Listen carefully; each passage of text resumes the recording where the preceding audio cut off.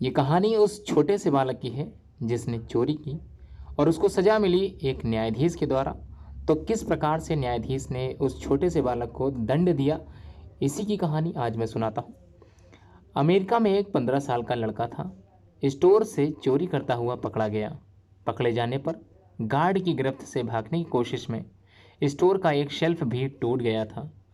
जज ने जुर्म सुना और लड़के से पूछा, तुमने क्या सचमुच कुछ चुराया था? ब्रेड और पनीर का पैकेट? लड़के ने नीचे नजरें कर जवाब दिया, हाँ जज साहब, हाँ। जज ने पूछा, क्यों? लड़के ने कहा, क्योंकि मुझे ज़रूरत थी। जज ने कहा, कुछ खरीद लेते। लड़के ने कहा, मेरे पास पैसे नहीं थे। तो जज साहब ने कहा, घर वालों से ले लेते। लड़का बोला, घर में तो सिर्फ माँ है और माँ बीमार है और बेरोजगार है। ब्रेड और पनीर भी उसी के लिए चुराई थी। जज साहब ने इतना सुनते ही कहा, तुम कुछ काम क्यों नहीं करते? लड़के ने जवाब दिया, करता था एक कार वॉश में। माँ की देखभाल के लिए एक दिन की छुट्टी की थी तो मुझे निकाल दिया गया। जज ने कहा, तुम किसी से मदद क्यों नहीं मांग लेते? लड़का बोला, सुबह से घर से निकला था, तकरीबन 50 लोगों के पास गया, बिल्कुल आखिरी में ये कदम उठाया।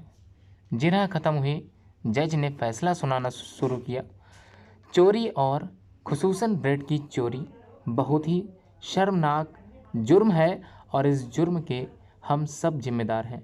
अदालत में मौजूद हर शख्स मुझ सहित सब ही मुजरिम हैं। इसलिए यहाँ मौजूद हर शख्स पर 10-10 डॉलर का जुर्माना लगाया जाता है। 10 डॉलर दिए बगैर कोई भी यहाँ से बाहर नहीं निकल सकेगा। ये कहकर जज ने 10 डॉलर अपनी जेब से बाहर निकाल कर रख दिए और फिर पेन उठाया, लिखना शुरू किया।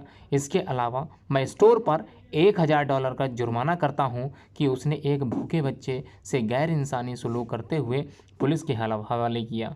अगर 24 घंटे में जुर्माना जमा नहीं किया तो कोर्ट स्टोर को सील करने का हुक्म देगी।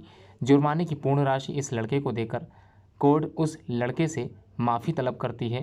फैसला सुनने के बाद कोर्ट में मौजूद लोगों की आंखों में आंसू बरस ही रहे थे। उस लड़के की भी हिचकियां बंध ही गई थीं। वह लड़का बार बार जज को देख रहा था और अपने आंसू छिपाते हुए बाहर निकल गया। क्या हमारा समाज, हमारा सिस्टम और अदालत इस तरह के निर्णय के लिए तैयार है? चाणक्य ने कहा है कि यदि कोई भूखा व्यक्ति रोटी चोरी करता पकड़ा जाए तो उस देश के लोगों को शर्म आनी चाहिए।